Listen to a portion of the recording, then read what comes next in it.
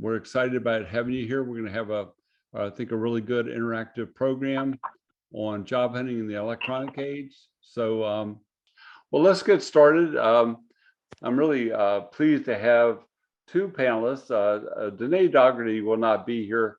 She's actually attending a funeral for a grandparent. So we appreciate Matty and Bruce taking the leads on our panel.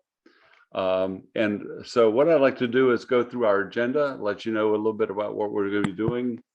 And we're going to be having a little bit of introductions and welcome. And then getting at the idea of technology overall. I know that we've kind of focused in our blurb about applicant tracking systems, but we want to talk about kind of technology and how that's affected talent acquisition. We call that in HR, but job hunting for you as individuals, either currently or maybe in the future when you're looking. We have some discussion questions, and we want to then get at your questions to dig a little bit deeper. And we also want to kind of end up with some tips about job hunting in this environment, because certainly much faster paced now, really a difference for both people that are recruiting for employees and also for people that are looking for positions. So I see a lot of familiar faces. I really appreciate the HR folks that are here, but also we're happy to have people that are considering the American University programs through our partner in Wiley, as well as those that are alumni as well. So just to start off, let me introduce Matty Ferguson and Bruce Pernell. And as I said, Danae is not here, but I'm going to let Matty first talk a little bit about her background and what she does currently, and then we'll go to Bruce, and then we'll get started. So Matty, go ahead. Sure. Hi, everyone. I'm Matty Ferguson. I am a former AU master's program student, but some of my background is I went to Virginia Tech for my undergrad, and once I graduated, I wasn't exactly sure what I wanted to do, and I ended up actually getting into HR work and started at the company that I'm with currently right out of college. So I started doing just some general HR recruiting, and I ended up getting promoted into what I'm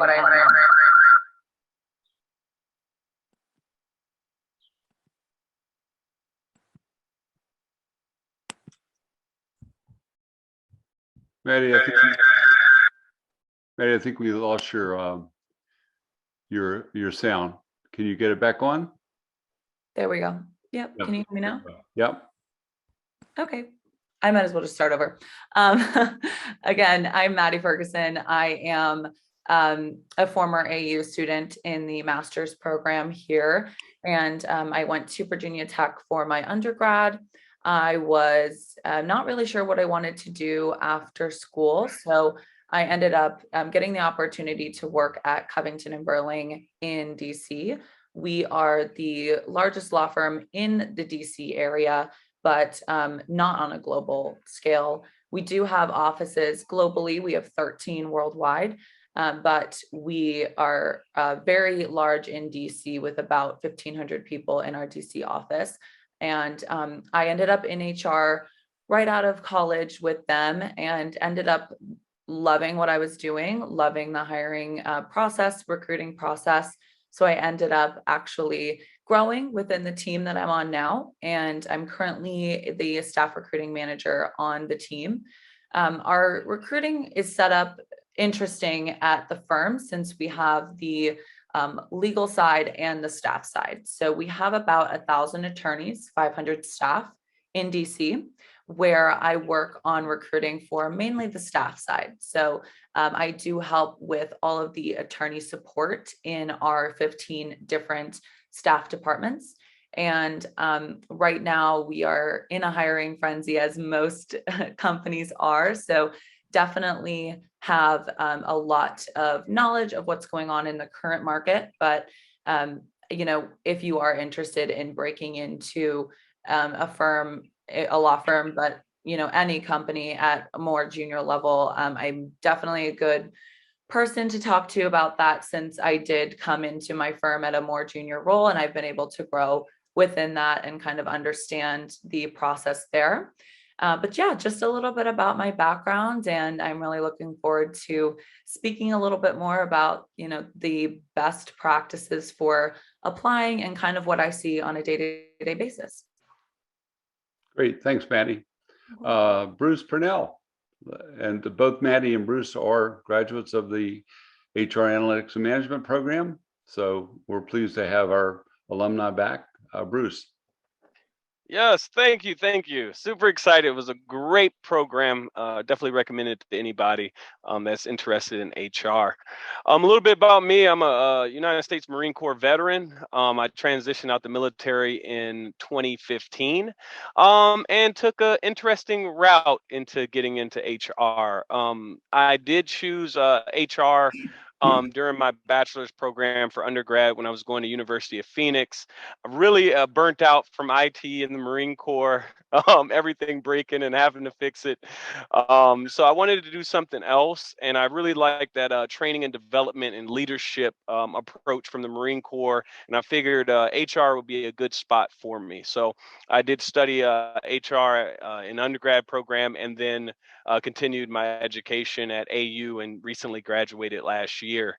But I did take a difficult route into breaking into HR, working inside of the warehouse and working my way up to becoming a hiring manager, and going through an acquisition and trying to really land that HR opportunity, and going through the process of revising my resume multiple times and applying on USA Jobs and anything I could apply to finally land a position with a federal contractor, which really broke me into the talent acquisition HR realm that I am still in today and loving it today. Currently, I'm working at PwC. It's one of the largest consulting firms in the nation and the world. It's about 260,000 employees and growing, with all positions range from technology to consulting and taxes and things like that. So I'm happy to be here and happy to chat with anybody as far as talent acquisition goes. Great. And as I pointed out earlier, Danae Dougherty is one of our alumni as well. She's talent technology specialist at Dollar Tree and actually worked for ADP for a number of years. And I'm Dr. Bob Stokes. I'm program director of the HR and Analytics program. My background is in higher education, primarily working with career development centers and recruiting organizations, helping them be more effective with recruiting. Did work with General Motors and SEI Investments and AmerisourceBergen in training workforce development practices. I know we have a number of HR students or alumni here, and certainly as we go through, if you have experience with talent acquisition, with applicant tracking systems or AI, artificial intelligence, or just things you've seen as you progressed within those roles, it'd be great to hear. And then also, if you're someone that's really looking at, what does this all mean when I start looking for my next job or making a career change? How will this impact what I do in my approach?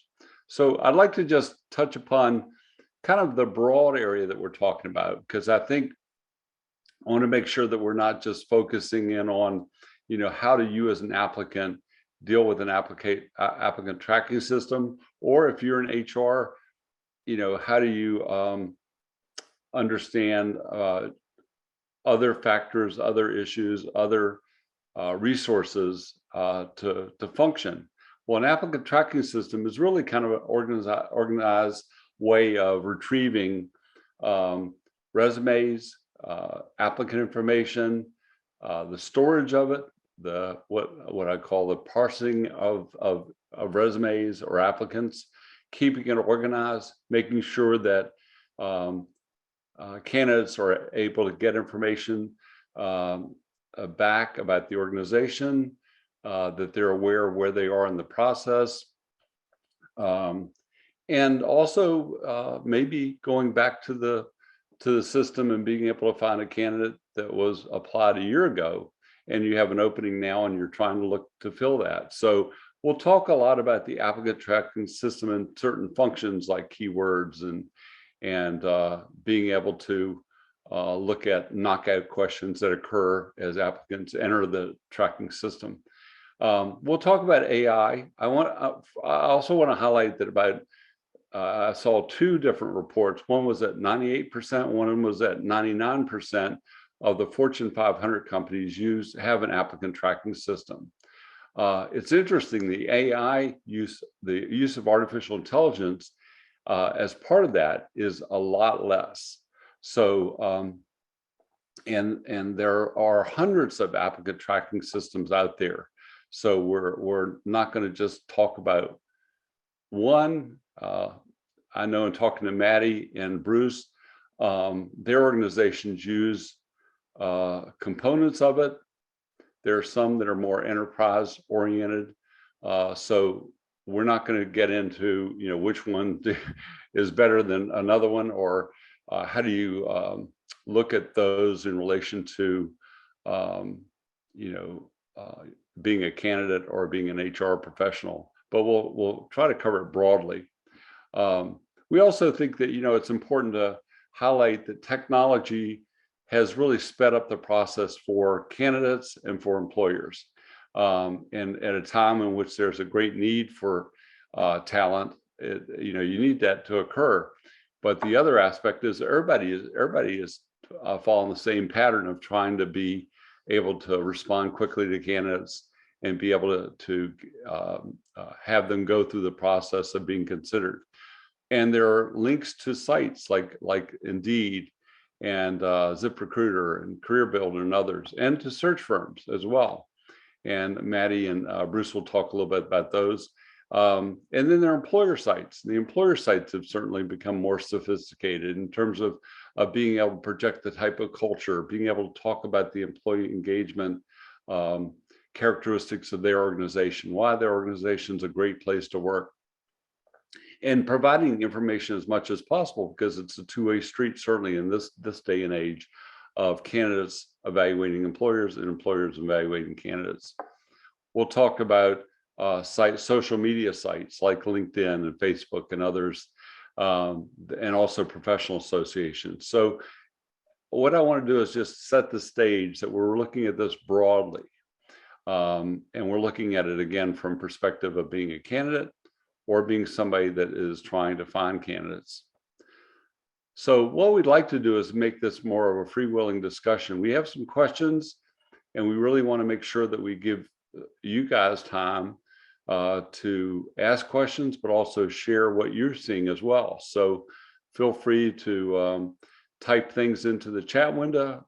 Connor is going to watch that window and see if there are any questions we need to answer, any questions that are coming up that we can answer along the way. So what I'd like to do is start with Matty. And Matty, can you comment on really kind of, I've talked a little bit about what an ATS is, but what are other features about it from your standpoint of being in HR, and why is it used? Yeah, definitely. So you had a great general introduction of it. I mean, it is a software for recruiters and employers to use to track candidates throughout the recruiting process. But ultimately, it's a tool for us to make the recruiting process easier, because we are receiving hundreds, if not thousands, of applicants and resumes for all of our openings. So definitely important on our end to kind of sort and filter through those resumes. But at the same time, it's definitely a tool for the applicant as well, where they can kind of figure out their status, keep a log of what they'd applied for. And there is different aspects of applicant tracking systems. Like you mentioned, not every company has a full functioning ATS. They might just have certain portions of it, or they might use a different a different applicant tracking system than another company, and they are all different. So it's definitely important to, I think, understand them as a whole and kind of realize what you're working with, because every company does it slightly different. I know personally my company focuses a little bit more on the human factor, trying to get in touch with candidates directly as much as we can. But we are a smaller company. So I know that for Bruce, PwC is a lot bigger. So he has a little bit different view of what an applicant tracking system looks like on his end. So I think it can be a combination of making sure you're understanding the company that you're applying for, whether they're bigger or smaller, and kind of what that process might look like on their end. All right, Bruce, you want to add anything to that? Sure. So for, applicant tracking systems for myself, I just think of them as, the huge database of your PII, personal information that's coming into the system, and the first place where any of your information goes when you're interacting with that organization. So not only your resume, but your background, your experience, as far as your PII, diversity and inclusion, EEO information, all of that is coming into the organization for the first time and then getting saved and stored. So if you find yourself applying to a role that you did in the past, your information will already be in the system. Now, depending on again, what ATS it is how it will update that information, if it will merge profiles, or if it will create duplicate profiles inside the system. I would say the better one would not create duplicates, but Matty, I'm sure she has experienced duplicates in the past. So, just be aware also is a lot of times it goes off of your email address. So if you use a different email address, it will create a new profile for you as well. Great points. Well, Bruce, why don't you kind of take the next one about the use of artificial intelligence and the idea of keywords, what that means from an employer standpoint, and whatever else you might want to add about that. Okay.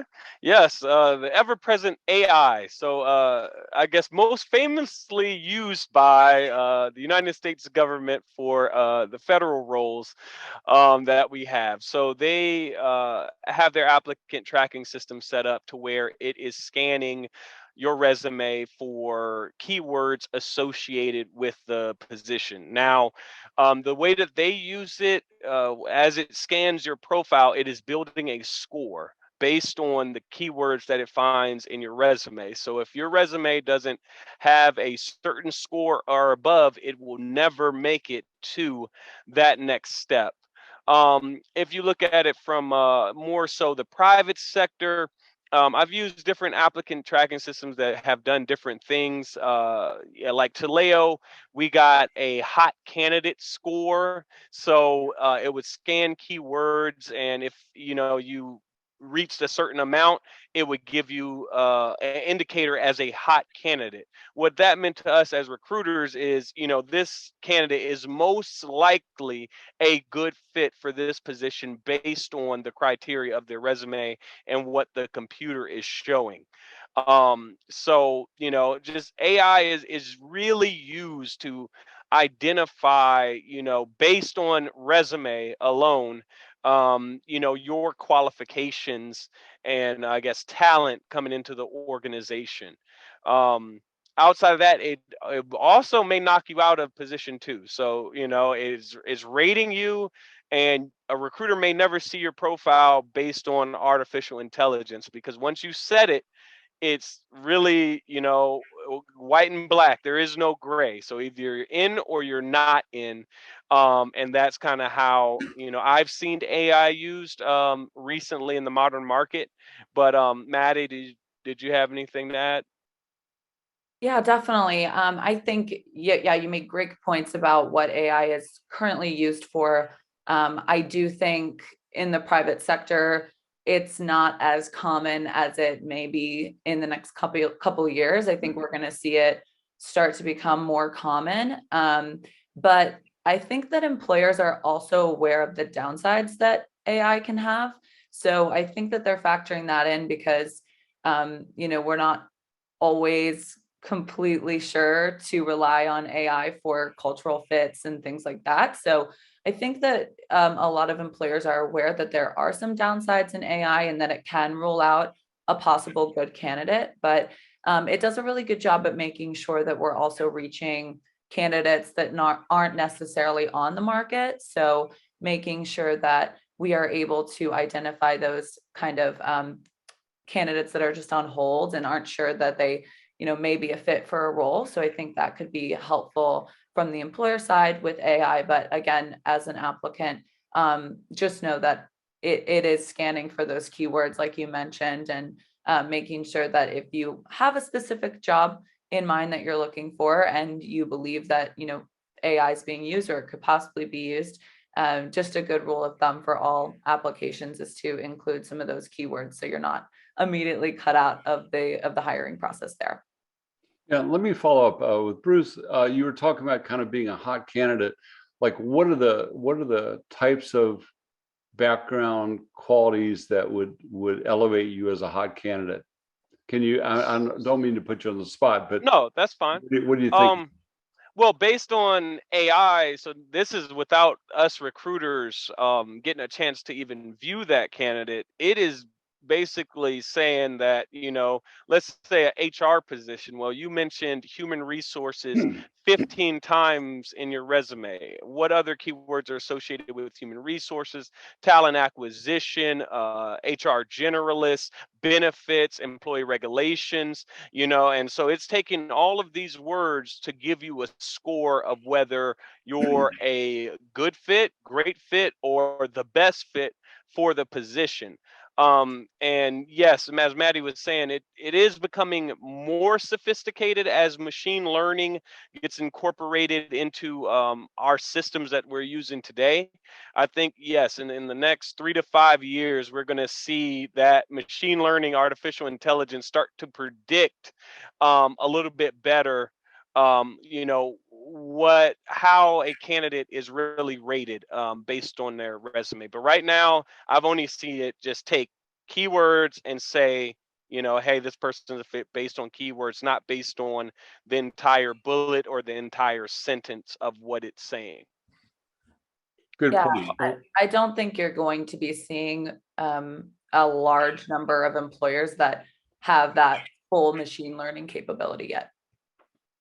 Yeah, I think what you guys are getting at is, again, the recruiting process. There's a way to kind of sift through large number of applications, and now with ATS and the use of ATS and being linked to, sources like Indeed and so on, you're getting a lot more applications on the HR side.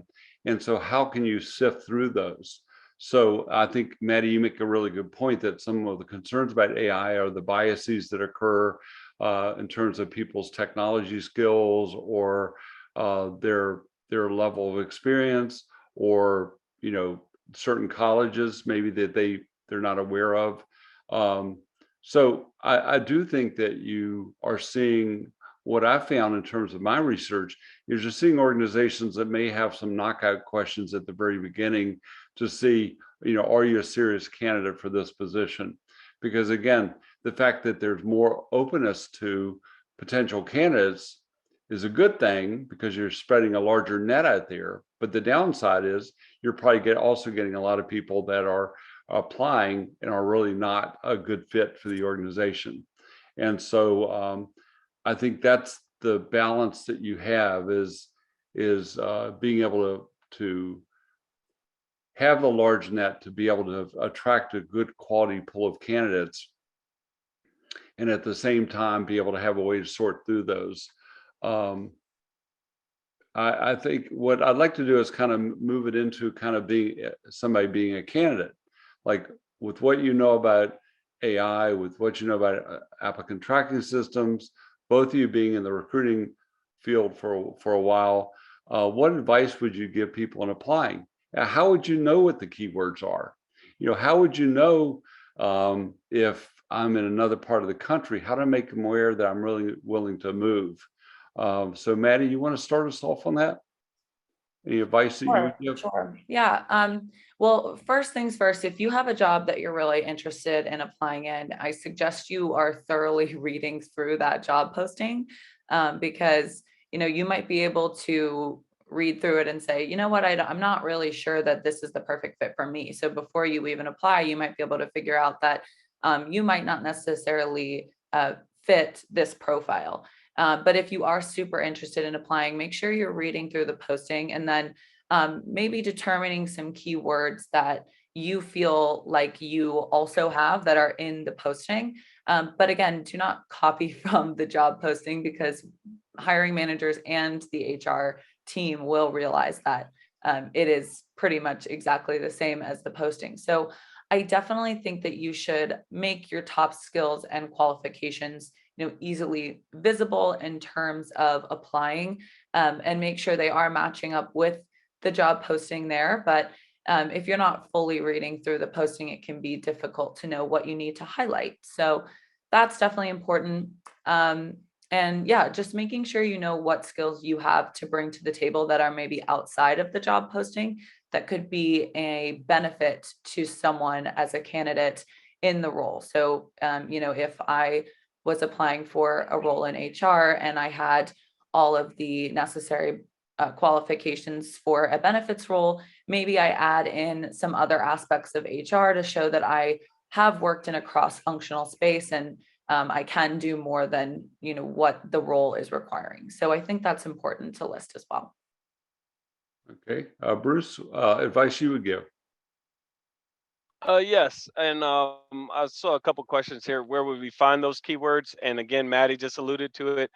The job description, definitely, as far as industry leaders in your industry, whether it be logistics, HR, accounting, you're going to find that a lot of those industry leaders use a lot of the trending words and keywords in their speeches, in their dialogue, in their meetings, and stuff like that. And that's where you would get some of those buzzwords to use in your resume. And then, what are examples of knockout questions? I would say a knockout question would be, do you have a security clearance, or what level is your security clearance? That was one of my famous ones that I used when setting up my job post on Indeed for my federal contracting positions. We needed people with top secret clearances, but always we get people with secret and public trust clearances. So going back to the AI, using that knockout question, it would eliminate anybody that had a secret and under clearance. So I only saw the applicants that had top secret clearance. Even if the people were qualified, I couldn't use them for the position because I had to have that top secret clearance. But outside of those two things, I mean, for apply to a lot of positions. One thing I always tell people in my network is set up a new email address. That's one important thing. So, all of your job search information is coming into one repository, one new email where you can better track everything, because there are a ton of jobs that are available. You're going to be getting messages in your spam box, your junk mail, your inbox. People are going to be following up with you. And sometimes it's hard to keep up with it when you're using your other primary email, and it just kind of gets bogged down with everything as far as promotions and all kinds of other stuff. So set up that new email address. Try to apply to positions that come available within the first 24 hours to, I guess, about 7 days. Especially in a hot market like we are in today, we're going to receive many applicants most of the time for the more entry level and mid level positions, and it could get like HR generalists. You could have 200 applications in what would you say, Maddie? Maybe 3 days, 3-4 days. Yeah, Or, or definitely. I think applying as soon as a job comes out is huge, because I definitely get candidates all the time that have, that apply to a job and it's been open for 2 months and we're about to make an offer. So definitely getting in earlier is better. And to what you were saying about making a separate email to track, your correspondence, I think track what jobs you apply for as well. Make sure that if you're applying for multiple jobs, over a couple months, that what you've applied to, where you've applied to, because I've had multiple people, at least with my organization, sometimes apply for the same job twice. And I'm like, you already applied for this. So make sure if you've already applied for a role. That way you can, I think, just have a better response if they do reach out. So you're aware of, what the role is and how you can best answer the questions that they have for you. But yeah, no, great point about applying as soon as possible, because it does get really crazy for the first, 3 to 4 days. Absolutely. And then know your timeline as far as going through the interview process and the recruitment process. You may receive multiple job offers at the same time, and it can get kind of difficult because you're waiting on this one job that you want, but you received another offer from another company. And I've seen it to where some people take the job they didn't want because of that timeline concern. So, when you're going through the recruitment process, it's okay to be transparent with the recruiters that you are currently interviewing, or you currently, may have another job offer on the table, and what your preferred interview timeline would be. Because definitely for us, sometimes it's very hard to get through the interview process as quickly as possible. Sometimes it could take 3, 4 weeks, 5 weeks if we have a senior executive that wants to jump in and do a final interview with somebody. So if you kind of let them know ahead of time, they'll try to work with you to make sure that that interview timeline meets what you're looking for. Yeah. I know. Matty, anything else? Yeah, I know we're going to touch on social media a little bit later, but kind of outside of social media job postings, I definitely suggest looking at the employer sites themselves, because some organizations know that they're going to get a ton of traction on a specific role, and they may not post it to social media because they know they're going to get flooded with resumes. We do that, and I know a couple other people that do that as well. So if you have a specific organization that you're looking to work for, definitely make that list and look at their employer sites and what they have to offer, and do your research, because I interview people all the time that don't know the name of my company sometimes, and they pronounce it wrong. So make sure you know what you're applying for, what you're interviewing for, and knowing the background and even citing a little bit of the background that might be on the website can really help you out in knowing that you are invested and that you have done your research. I think those are great points. I mean, I think your points are, be organized, have a game plan, think about where your priorities are. All the different jobs that are out there, you ought to have a game plan as an applicant. What's my priorities in terms of types of jobs? And Matty, one thing you just said was really important, was the idea of really knowing the organization. You're asking them to have an interest in you as a candidate. Well, you ought to have an interest in knowing them. And I remember in my days of advising students and alumni through interviews, I remember a specific situation where there was one candidate that knew the company had bought another company, and there was a lot in the news about it, and raised it in the interview or raised it in their cover letter. And they separated themselves from other people that didn't have that awareness. So as you said, you want to make sure that you as a candidate show a genuine interest. And I would also add that you really want to provide legitimate information. There's a lot going around regarding people kind of adjusting their resumes, or trying to convey something that's not really a full-time job, or they're not really highlighting in a really targeted sort of way. And then maybe they're kind of exaggerating a little bit about what their job was. So you really want to be legitimate. It'll come back to haunt you later on. Have you ever seen that situation occur? Definitely. A lot of the legitimacy issues that I see is timeline of previous employment. So Just make sure that if you do have dates on your resume that they're accurate, because a lot of the time we do end up catching that, you didn't work there for that 6 months that you said you did. You only worked there for 2 months or something like that. So just make sure that the timeline is accurate on your resume. I know you also mentioned getting traction if you are not local to the area. How do you make it known that you're willing to relocate? I know that a lot of ATSs do have an option that say, are you willing to relocate for this role? So you can obviously click that and say yes.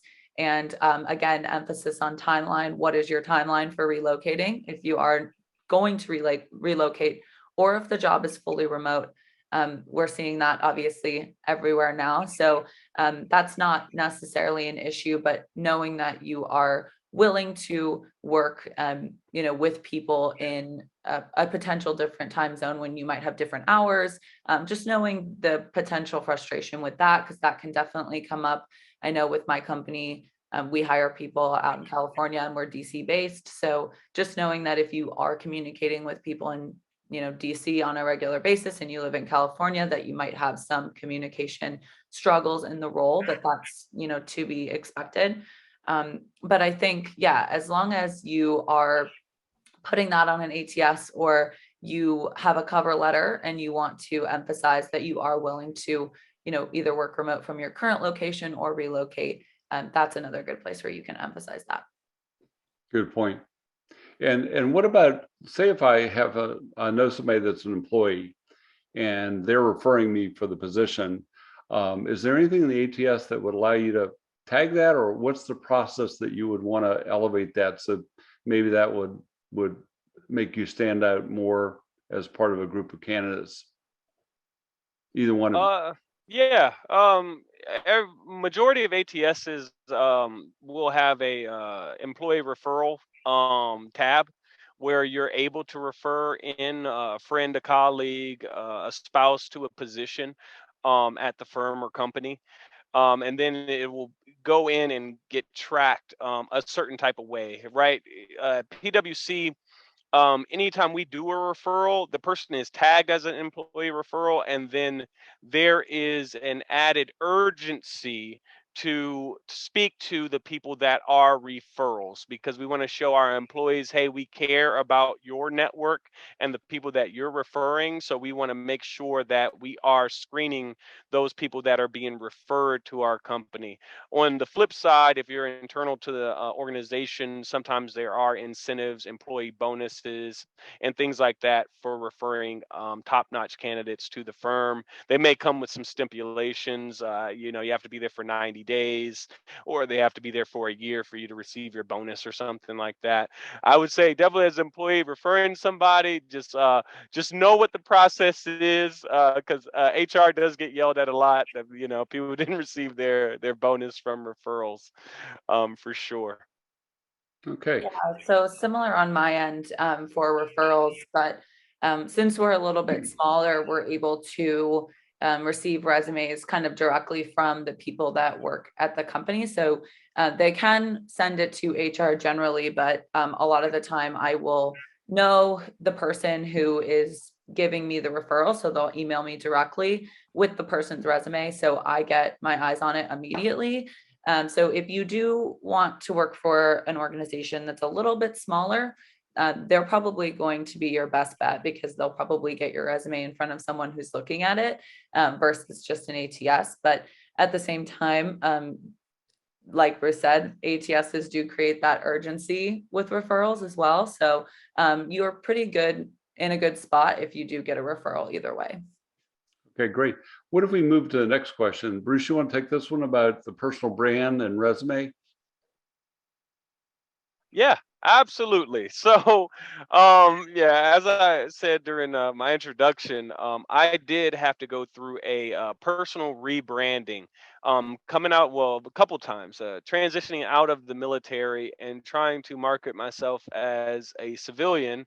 with experience that was able to work in the market. I did start off working at Target, just pushing carts and stocking shelves, to moving into the warehouse and getting an opportunity to work for a startup company, to where I was able to start my personal brand development of, who is Bruce Pernell, the professional, going to be. What I found working in the warehouse is I was studying HR, but my experience was warehouse related. So when I was applying to HR roles, I wasn't getting much feedback at all, calls back, interviews, or anything like that. And it wasn't until I sat down with one of my good friends, one of the talent acquisition people at T-Mobile, and we sat down and went through my resume, and I had to go through and change my bullets on my resume to reflect human resources information that I had in my current position. Even though I wasn't an HR generalist, I had duties and responsibilities that I was using in that role that were HR specific, but I didn't have listed anywhere on my resume. So when I did list those things, yes, they were embedded with keywords, and it was from a hiring manager perspective, but I was doing things with employee relations, with talent acquisition, with performance, with employee relations and things like that. And I started to get calls back immediately. And so I was like, wow, I was doing this wrong the whole time. I had this perfect logistics manager resume that didn't speak anything to human resources. And so, no, with to add on to that, with LinkedIn, I definitely branded myself as an HR professional on LinkedIn. That went along with my resume, and that definitely helped me network throughout the years, and meet new people. And one tip, just as from the personal brand perspective, is definitely when you're applying to roles, don't be scared to reach out to a recruiter on LinkedIn from that company. You can go on LinkedIn, go to the organization, click the people tab, type in recruiter or talent acquisition, and the people that work at that firm, their names will come up, and you can send them a message, say, hey, I just recently applied to this role. I'm super interested. Here's my resume. Hope to hear back from you. You get 10 free in mails on LinkedIn a month. So definitely want to use those. And I will say I did get one position by reaching out to the recruiter directly after applying to the role. So I would suggest doing that. Great. Great. Yeah. And so Bruce talked a little bit about transferable skills and just being able to identify, if you are working in a different field, what you can transfer to a new field. But my experience was a little bit more from undergrad into figuring out what I wanted to do. And I originally wanted to go to law school, which is why I thought that working in a law firm would be good for me. And I originally started off getting my paralegal certification, thinking that I might want to use that to move into law school and try to get a paralegal role. And then honestly, I got presented with working a temporary job in HR, and I ended up loving it. So don't necessarily rule out temporals, because that actually helped land my current HR role, my previous role at my company, when I was first graduating. So I was able to kind of establish a little bit more about the field and figure out how to, again, use those skills I've previously learned with the new role I was in, and then move into my current company. So definitely was able to kind of rebrand myself in that way, because I had no idea that HR would be something that I would love, but I ended up really falling in love with it and kind of running with it from there. And then I also had an experience when I was trying to move to a manager role that I kind of had to prove myself a little bit more about making sure that I was able to make that jump to a manager position. So I think, showing initiative and making sure that I had to re-interview. So when you are updating your resume, talking about projects that you've worked on, highlighting those keywords, even if you are just applying for a promotion. It can be still super important in terms of highlighting your capabilities if you're trying to take the next step. Great. Yeah, and I would say, with the resume, we've been talking a lot about keywords, and I guess I've actually had a couple of students at a DCX say, well, they actually started putting a lot of keywords in their executive summary. So, you have to watch that. You have to figure out, you have to really tailor it, and you may need to tailor your resume to specific jobs so you don't have one that you use for everybody. And I think that's something that is different in the past, where basically you typed up a resume, sent it in, and it was the resume that you used for everything that you could apply for. So you need to watch out about the keywords from that standpoint. In reading about ATS, what I also kind of understand is the idea of not including a lot of charts or displays within your resume, that can really throw things off. Making sure the formatting is not elaborate, so that the system will be able to handle it. And I think getting at this idea of what your personal brand is really gets at, doing a lot of thinking on who you are and what your priorities are, what your interests are, and prioritizing. So I think you guys have raised a lot of really good points about this. What if we go to the next spot, sources of job openings? Matty, you want to talk about kind of like where to find jobs? Is LinkedIn that good? Is Indeed useful? How do you know what organizations are using those or not using those? Sure. Yeah. So all job boards are a great place to start if you're not sure, where to look. If you are going to be using, a social media job platform, we primarily recruit on LinkedIn, but obviously there's Indeed, there's Monster, there's multiple other job platforms. If you are going to be using LinkedIn to try to find jobs, I always suggest making sure to build out your LinkedIn profile as much as possible. And that goes with all job boards, because if you're able to kind of put in your descriptors and what you are doing kind of on a day-to-day basis, the recruiters are probably going to be able to find you a little bit easier. And it's going to just help us overall decide if, you're worth the reach out, or, again, if you want to reach out to us, that's also a great way to utilize those profiles. I, again, still recommend going to the employer sites and making sure that you are looking through the job postings there. But yeah, personally at our firm, we are a little bit smaller, and LinkedIn and certain job boards are very expensive to post all the time for on our end. So we actually do not post every single posting on LinkedIn. And so that's definitely why I recommend going to the employer sites itself. But if you are, looking for something a little bit more specific, it's a little bit easier to tailor your search onto those social media platforms. So you're able to kind of put in those keywords as to what you're looking for in a job, and be able to filter and sort through, location and, different specific job titles that you might be looking for. And I know that can sometimes narrow down the search, but it can really be helpful in terms of trying to find a job that's the perfect fit for you and exactly what you're looking for. Great. Bruce, anything?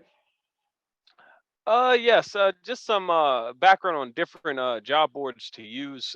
Indeed is definitely one of the top job boards that many companies use. I think the most companies overall use Indeed for sourcing. So they have a great amount of features and things like that you can do.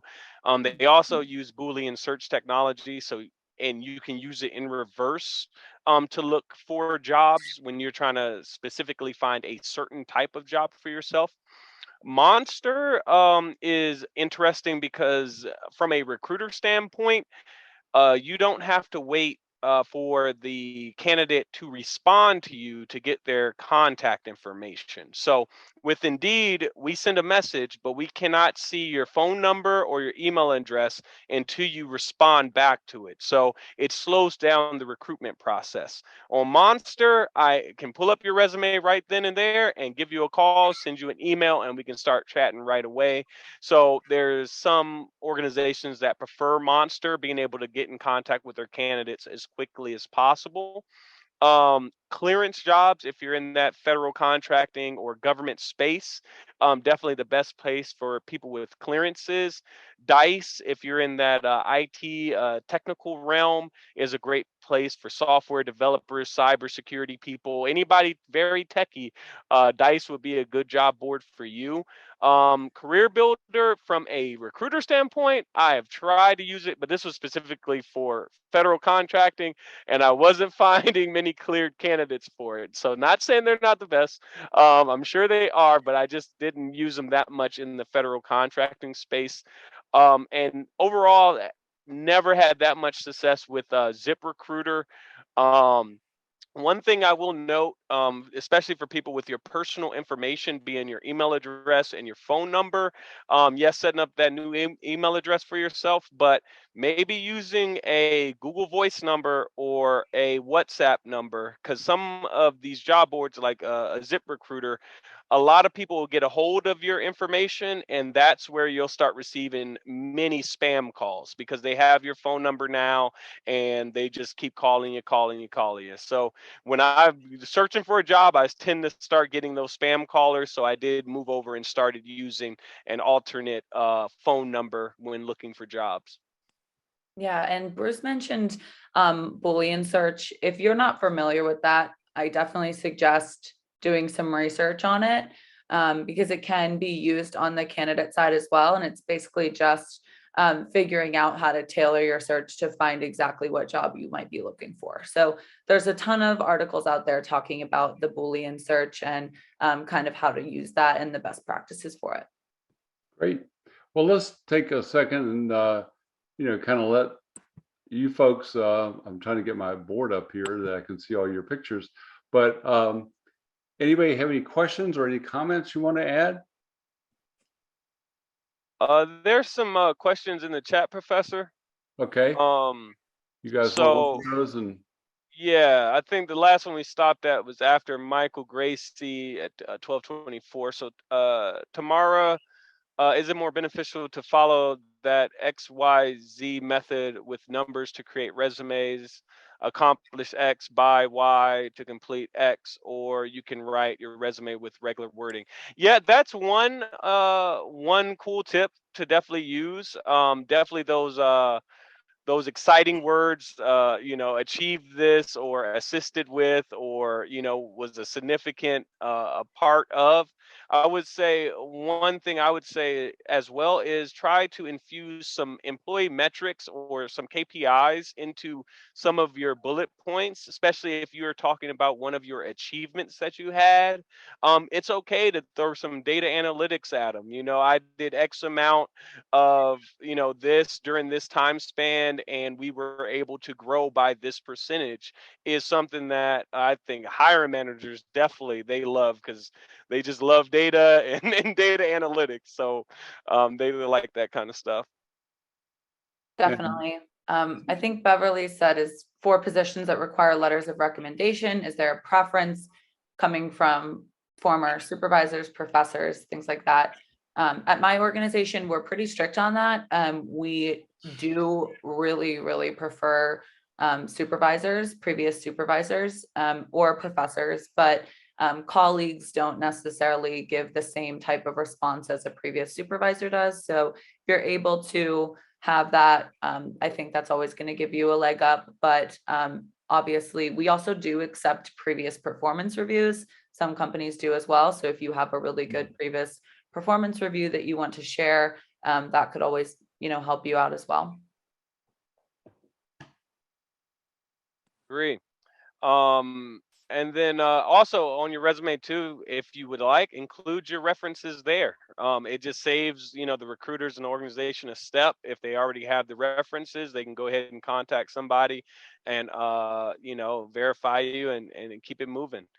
Are there Google Alert or something to get notified of a new position getting posted? Yes. LinkedIn has them, Indeed has them, Monster has them, and that's why I said setting up that new email address will definitely help you, because they do ask, would you like notifications and stuff like that when you set up your profile? Sometimes they're just automatically defaulted to searches that you do, and you'll start receiving daily emails about new positions that have been posted every day. And, like we said before, try to apply as quickly as possible to those positions.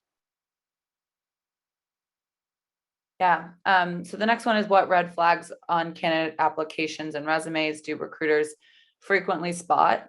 For me, it's grammatical issues most of the time, or formatting issues. So a lot of the time I'm seeing, multiple bullets together, not separated, using the wrong verbiage.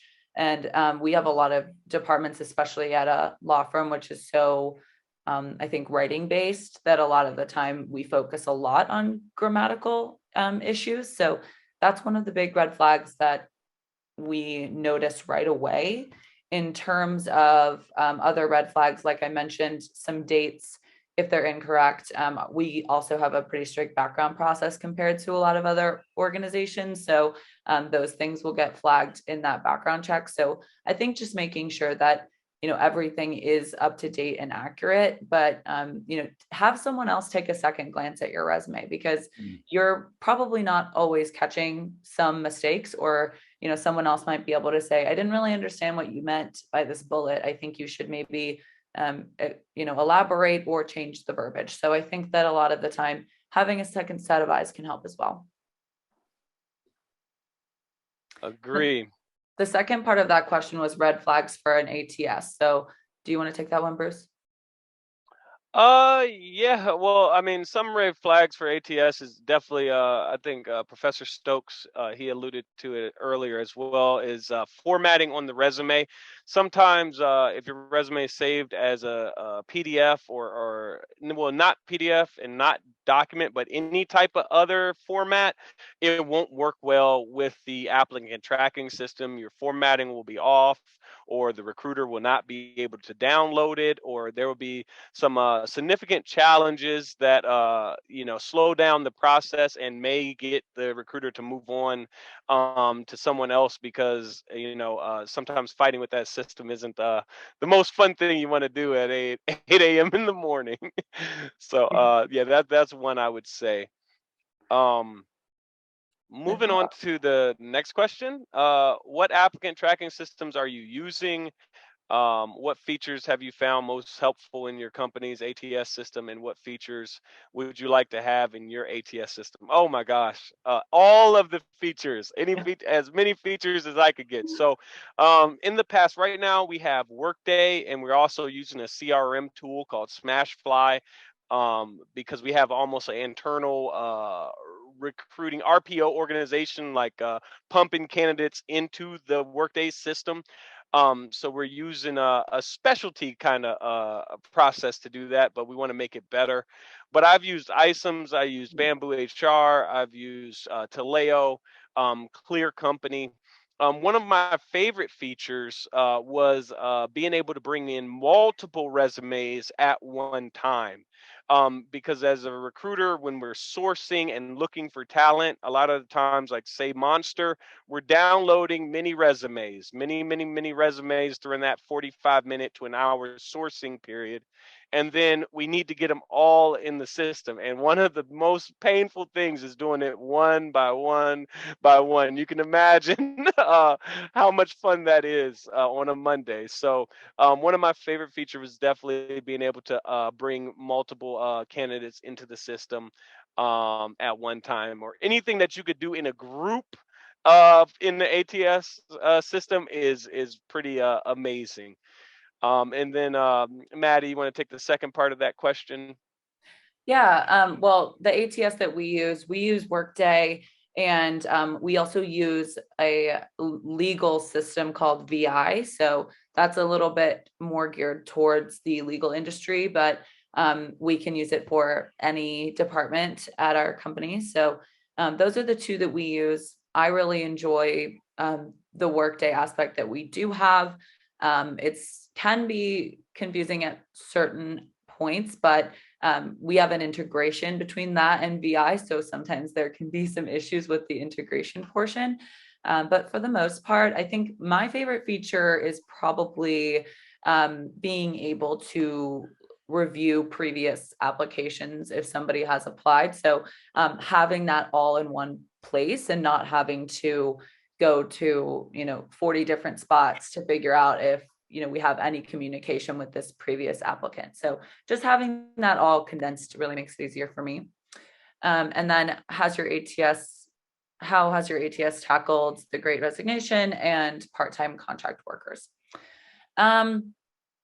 We have been able to track our resignations very easily in Workday. So that's something that we're able to pull very easily and be able to understand, who's leaving and why, and how we can get replacements in. As far as part-time contract workers, we don't really do too many contracts. So I'll let Bruce kind of speak on that because we do mainly full-time hires.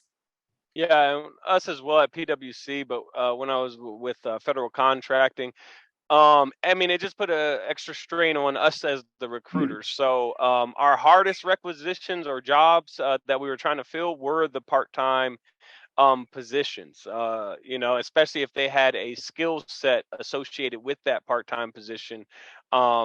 Just call in hundreds of people to see if anybody is interested and can fit those specific hours.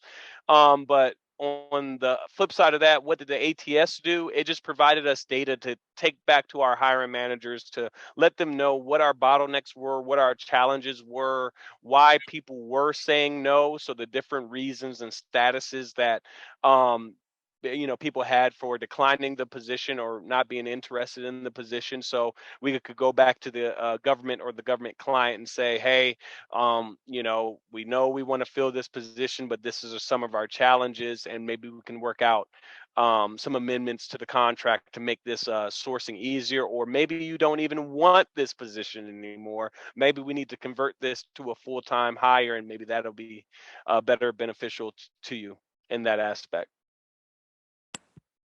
Well, folks, we're getting at the end of the hour. I appreciate, first off, appreciate Bruce and Matty being involved with this webinar. I think you guys provide a great practitioner viewpoint that's helpful for people that are involved with HR, but also for people that are applying and thinking about how to update their resume, update their personal brand, and great tips on understanding the whole applicant tracking system and technology model in terms of elevating themselves as a candidate and hopefully getting a job offer. So thank you both for great information and insights, and thank you all for joining us. And we look forward to having more webinars, and hopefully it was beneficial and worthwhile for you attending, and hope you guys have a great day. So thanks for attending. Well, and if you do want to reach out to me, feel free. I'm happy to assist anybody personally as well. Great. Same, ditto. Thank you. Thanks, everyone. Thanks, everyone. Bye. Bye.